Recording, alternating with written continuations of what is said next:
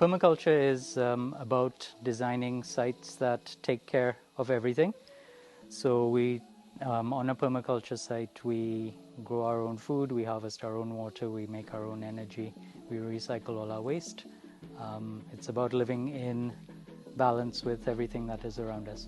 We implement permaculture by observing the site that we're on, taking into account which direction the sun rises, where the wind blows from, how the rain comes, how water flows across your site, and then we use that information to plant things where we need to plant them, to put our house where we need to put our house, to put our storage tanks where we need to put them, so that everything works with everything else to make life easier. When you're applying permaculture, you look at all the different plants that you can use, and the plants that you choose are supposed to support each other. So plants, just like people, like company, so that when we plant plants in our beds, we do a mix of different plants, because the plants will have different size leaves, they will have different size roots, they will go deep into the ground, someone will be shallow. And by using the different plants, they actually support each other, that they can share nutrients, they can share their food. So that some plants will bring water from deep down, and some plants will exchange material that is growing on the surface with plants that can't get it. The bed that we're setting up over here has a diversity of different crops.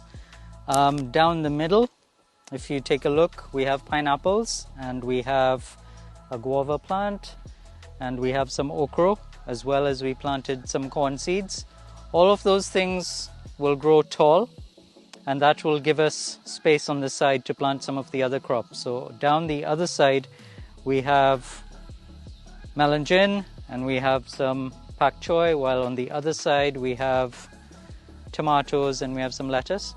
So the tomatoes will grow up along the stakes, the melon will also come up tall like a little bush, while the pak choi and the lettuce will spread more on the bottom and take up that space, so that all of these things work together to block a lot of the light going down, so that there's not enough space for a lot of weeds to grow. To maintain the bed that we just created, we've used a lot of leaves on the bed itself, and those leaves do three things. They keep water in the soil, they keep the soil cool, and they stop weeds from growing up.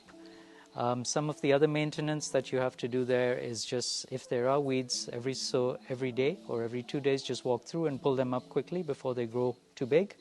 And because we planted many different things in that bed, they will create a lot of shade in that bed, that they will actually stop a lot of other weeds coming up. To harvest, because we planted things that grow at different times, or mature at different times, when you pull out the lettuce, it now leaves the space for the tomatoes to grow, and when you pull out the tomatoes, that leaves the space and the sunlight for the pineapples to grow. And then eventually, when you take out the pineapples, those will be the last things in the bed. You can then plant back the bed again. Insects help to pollinate plants, so that if you lose the insects, sometimes you have to do the work of pollinating your plants, and if your plants are not pollinated, they don't make fruit. The frogs and the snakes, they eat a lot of the insects that come and eat your fruit, and they eat a lot of the insects that come and eat your vegetables. So by tolerating the frogs and the snakes in the system, they take care of the rats, they take care of a lot of the insects that come and eat all your plants. And by leaving them alone, you spray less and less chemicals. When we practice permaculture, we try and use all the material that is on the site to help benefit us, so that we try and bring in very little from outside of the site. And by doing that, we eliminate having to buy pesticides, we eliminate having to buy fertilizer. If you even save your seeds, you eliminate having to buy seeds. And if you grow your own food, then it doesn't matter what the price of the food is in the grocery store. You are taking care of yourself and your family.